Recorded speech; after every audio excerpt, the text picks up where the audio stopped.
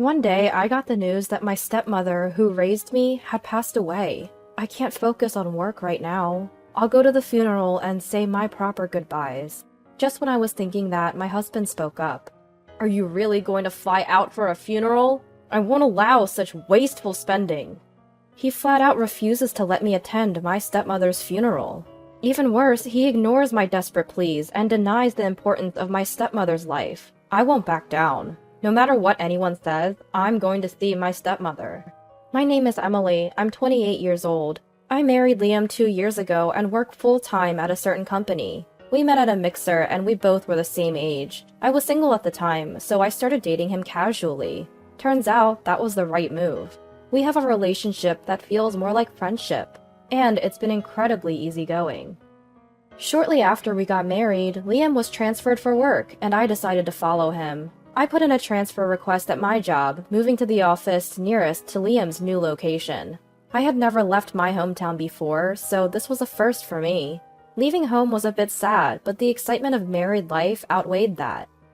2 years have passed, and I've completely acclimated to this new place. Life is good, for the most part. Then, on another day, I was taking my lunch break at work when my dad called. The message was clear. My mother had passed away. Not my biological mother, but the woman who raised me. My real mother is alive and well, living without any health issues. The news of the death came from someone commonly referred to as my stepmom. She's not blood related and lives just a few minutes away from my family home. I've always called her Olivia. My parents run their own business, and after having me, they apparently didn't have the time to raise a child. So they entrusted me to Olivia, who was an old friend of my dad's and got along well with both my parents. After some discussions, it was decided that I would stay with Olivia until I was old enough to be home alone. Every day when I got home from school, Olivia would greet me with a smile. "Emily, welcome home! Did you have fun at school today?" "I did! But the homework today looks really hard. Can you help me, Olivia?" "Of course, but first let's have a snack." "A snack? Yay! Today we've got your favorite, chocolate chip cookies." "Really? I'm so happy! I love you, Olivia." Olivia always put me first. She scolded me when I misbehaved and praised me when I did well. I think we had a relationship as if we were true family. To me, Olivia was as important as my real parents. During the time until I could stay home alone, I spent more time at Olivia's house than my own. Meals and showers were mostly taken at her house. Since I've always been a good eater, the food expenses were no joke. So my parents decided to give Olivia a fixed amount of money each month. At first, she apparently refused to accept any money. "I'm doing this because I want to. I'm happy just being with Emily." That's what she said and stuck with that stance. However, my parents insisted, saying it wasn't right not to give her anything. After multiple refusals, she eventually reluctantly accepted the money. But my stepmother, as far as I knew, never touched that money. When I got married, she gifted me a pearl necklace. It was clearly high quality, and when I looked up the store, I realized it wasn't something she could easily afford on her own. She must have saved the money my parents had been sending all along. She used it to buy me that necklace as a wedding gift. After getting married and moving away, I couldn't see her as often, but I always made sure to visit when I was back home. My stepmother who thought of me until the end. Now I heard that she's gone. Losing her isn't something I can easily accept. She was a parent to me, after all. "Olivia, why so suddenly?" "I knew she was sick, but I never thought she'd go this quickly. She probably didn't want to worry me and never showed how much she was struggling. The news was so abrupt that my mind couldn't keep up. I got the call from my dad on Saturday. The funeral would be on Monday. I immediately called my boss and explained the situation. Luckily, it wasn't a busy time at work, so my leave got approved easily. That night, I decided to tell my husband about it after he got back from his holiday shift. "Liam, my dad called today. Olivia has passed away." "Olivia? Who's that?" "What do you mean, who's that? She basically raised me. You met her when we visited my family home, remember?" "Oh, did I? I don't really remember." Ugh. Anyway, that's the situation. The funeral is on Monday, so I'm going. But then my husband said something unthinkable. "No way! She's not even your mom, right?"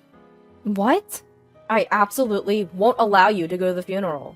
With a dismissive comment, my husband starts fiddling with his phone. I'm stunned for a moment, but quickly snap back to reality, confronting him. Wait a minute, why? What's wrong with going to the funeral? Come on, how many times do I have to say it? She's not your mom, is she? What are you talking about? She's been like a mother to me. She's looked after me for years in place of my own parents. When I was younger, I spent more time with Olivia than I did with them. I plead desperately, but his face clearly shows he's not convinced. He lets out a sigh and bluntly tells me, Look, your parents paid her to take care of you, right? That just makes it a business. She was basically your babysitter. What a way to put it. The money was for my living expenses, nothing more. Sure. You can think that way if you want. She took care of you because she got paid. End of story. I can't believe you. How can you say that? Is it so wrong to want to properly say goodbye to someone who has been so kind to me? I never said that. All I'm saying is that there's no need to spend time and money on a stranger's funeral. What? Why do you get to decide that? It's my time and my money, so it has nothing to do with you. His callous remarks fuel a boiling rage within me. I bite my lower lip, struggling to keep my shouting in check.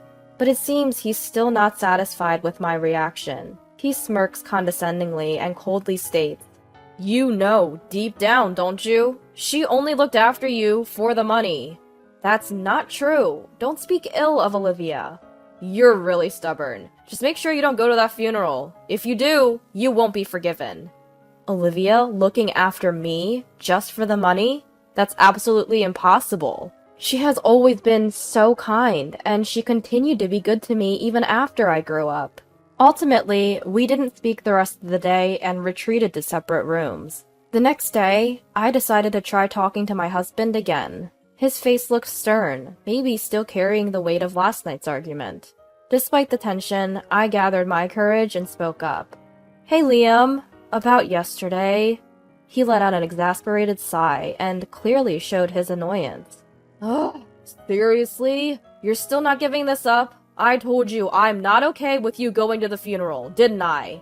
But why not? Olivia means a lot to me. So, you're going to hop on a plane just to attend a stranger's funeral?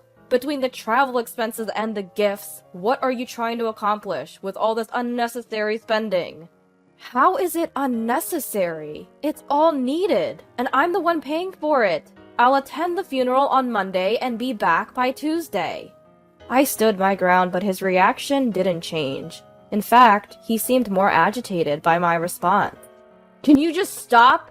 Our money is our money. I'm working overtime and even on weekends, and you're reducing our savings with your frivolous endeavors.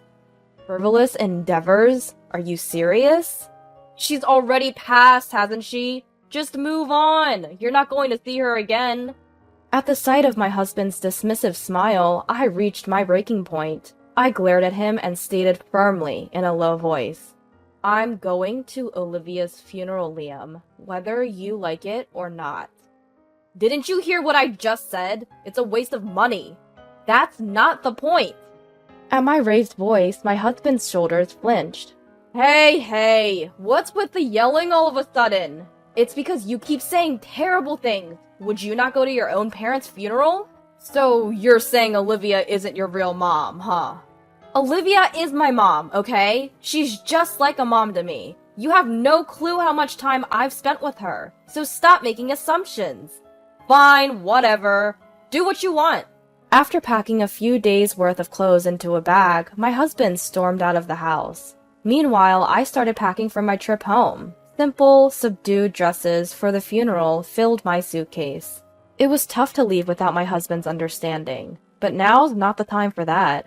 I headed to the funeral without waiting for him to return. I caught a flight Sunday night to attend the Monday funeral. I was supposed to come back on Tuesday, but the urge to sort things out with my husband made me return Monday night. I couldn't forgive what Liam had said. Even though we're married, I don't want this tension between us to last forever. I quickly headed back home. Maybe, just maybe, he's already returned. It was late, so I opened the door quietly. Then, unfamiliar red pumps caught my eye in the entrance. I heard unfamiliar laughter from a young woman coming from the living room. I carefully took off my shoes and tiptoed down the hall. Peering through the glass door, I saw my half-dressed husband with an unknown woman. What the... Liam, what are you doing? I was so taken aback I couldn't think straight, but I knew the situation was not normal. While standing there shocked, I heard their conversation. Hey, Liam, are you sure it's okay to bring me to your house? Won't your wife find out? It's fine. She's at some old lady's funeral right now. And you always said you wanted to come over, right? Yeah, but what if we get caught? I can't afford to pay alimony if it comes to a divorce. You're with me almost every day. Don't you have financial issues? Well, yeah, I've been splurging on you. So if it comes to alimony in a divorce, it's gonna be bad.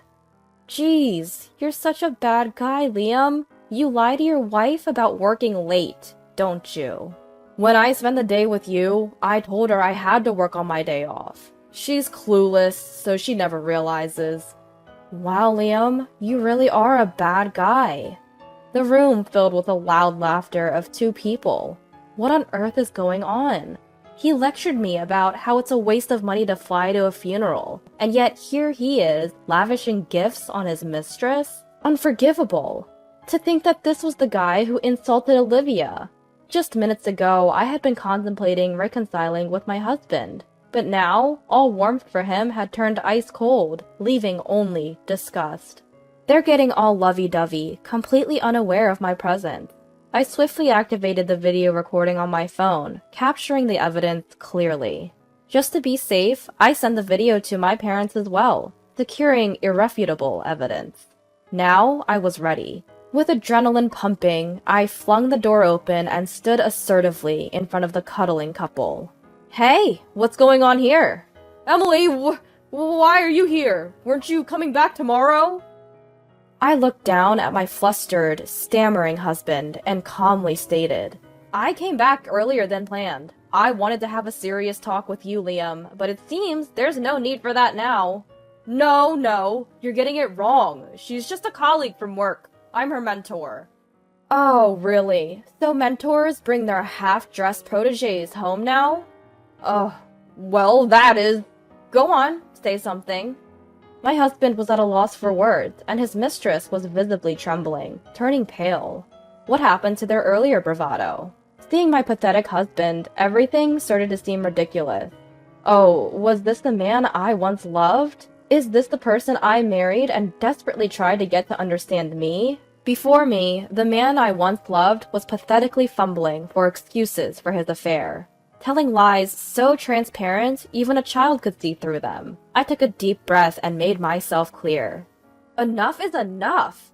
How much more do you need to disappoint me before you're satisfied? You have the nerve to waste money on your affair, yet complain about my spending on commuting? What about you? You're the one wasting money.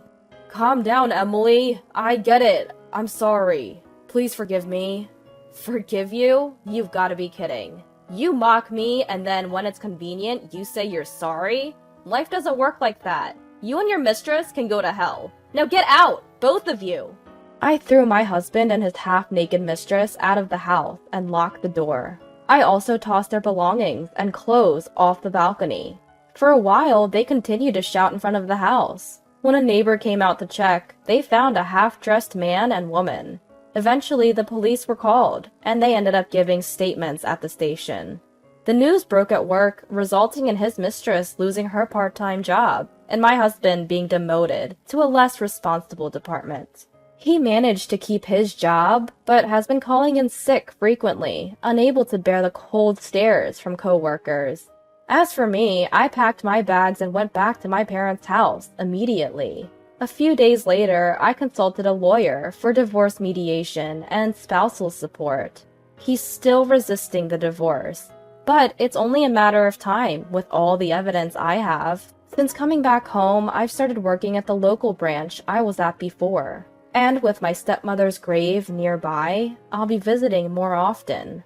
Olivia, I'll come see you often from now on. I said that as I stood in front of her resting place, hands pressed together in prayer.